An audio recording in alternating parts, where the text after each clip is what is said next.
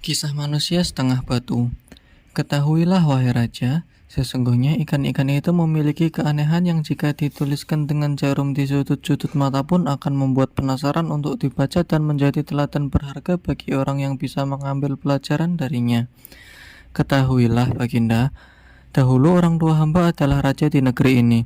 Namanya terkenal sebagai Raja Mahmud dari Kepulauan Hitam. Ia pemilik 4 gunung itu dan ia wafat setelah berkuasa selama 70 tahun. Sepeninggal ayah, hamba menggantikannya sebagai raja dan mengawini putri paman hamba. Permaisuri hamba sangat mencintai hamba, sehingga ia tidak mau menyentuh makanan atau minuman ketika terpisah dari hamba. Ia tak makan dan minum sampai bertemu dengan hamba. Demikianlah kami hidup bersama selama 5 tahun. Suatu hari, istri hamba pergi ke kamar mandi, dan hamba memerintahkan juru masak untuk mempersiapkan makan malam yang mewah untuknya. Lalu, hamba masuk ke kamar pribadi hamba untuk beristirahat seraya memerintahkan 2 orang jariyah untuk menemani hamba. Keduanya mengikuti hamba. Hamba berbaring dan mereka duduk di dekat kepala dan kaki hamba. Namun, hamba tidak dapat tidur. Hamba memikirkan istri hamba yang belum juga keluar dari kamar mandi. Hamba berbaring dengan mata tertutup sedang jariyah-jariyah itu menemani hamba.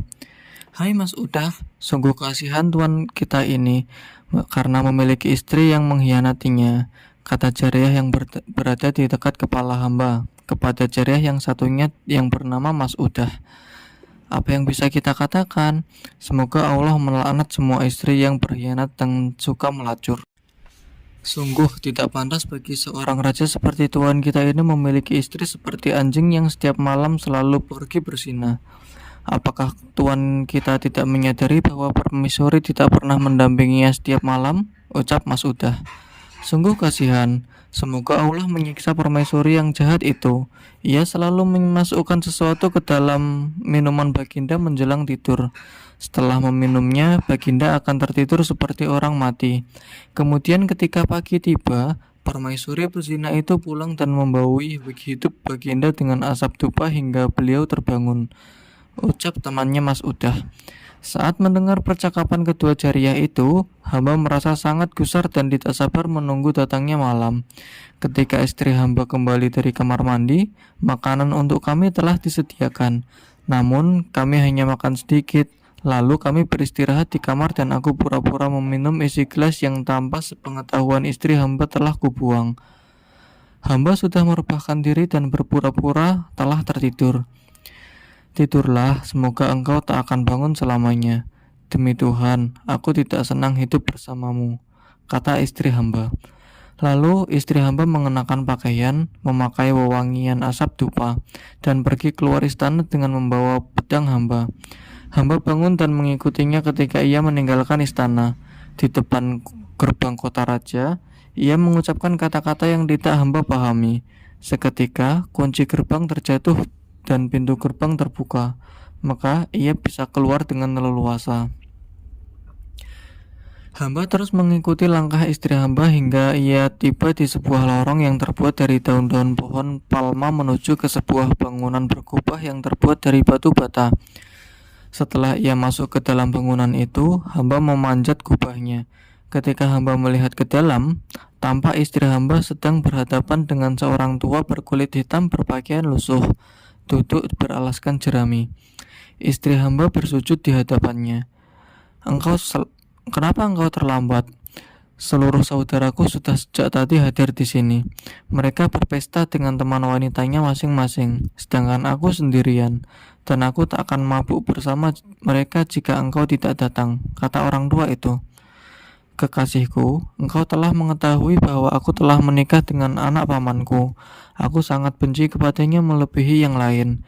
Jika tidak karena cintaku kepadamu, aku tidak akan membiarkan matahari terbit sebelum menghancurkan kerajaannya dan membuatnya menjadi sarang hewan buas. Aku akan membuang jauh batu-batu bangunan istananya melewati Jabal Qaf, jawab istri hamba menenangkannya. Engkau adalah wanita pembohong, sergah kekasih istri hamba. Aku bersumpah demi dewa malam, jika engkau tidak hadir di sini ketika saudara-saudaraku mengunjungiku, aku akan memusuhimu. Aku tak akan memenuhi syahwatmu. Sungguh, engkau adalah wanita laknat yang selalu mempermainkanku hingga aku menyerah di pelukanmu. Sungguh terkutuk. Saat mendengarkan percakapan mereka, aku seakan serba gelap dalam pandangan hamba. Hamba seperti kehilangan akal. Wahai kekasihku, belahan jiwaku, jika engkau memusuhiku, maka siapa lagi yang kumiliki? Jika engkau mengusirku, kemana aku akan pergi? Kata istri hamba sambil menangis dan memohon ampun kepada lelaki hitam itu. Beberapa saat kemudian, istri hamba terlihat gembira. Ia melepas pakaian luarnya. Kekasihku, apakah engkau memiliki sesuatu yang bisa dimakan? Tanyanya. Bukalah mangkok besar itu, makanlah sepuasmu, kata si lelaki hitam dengan ketus. Ketika istri hamba membuka mangkok besar, ia menemukan sisa-sisa tulang tikus. Lalu ia memakannya dengan lahapnya. Di dalam kendi itu ada sedikit homer.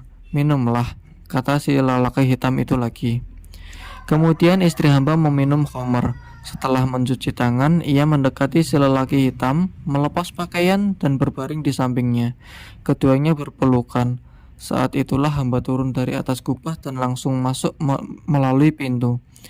Hamba segera menyambar pedang yang dibawa oleh istri hamba dan menebaskannya kepada lelaki hitam itu. Hamba mengira lelaki hitam itu telah mati. Tidak terasa, fajar mulai menyingsing, dan Ratu Syahrazad memotong ceritanya untuk dilanjutkan pada malam berikutnya. Ketika pagi sudah sempurna, Raja Syahrayar berangkat ke Balairung kerajaan, mengurus pemerintahan hingga Balairung kerajaan ditutup pada sore hari. Kemudian Raja Syahrayar kembali ke istana.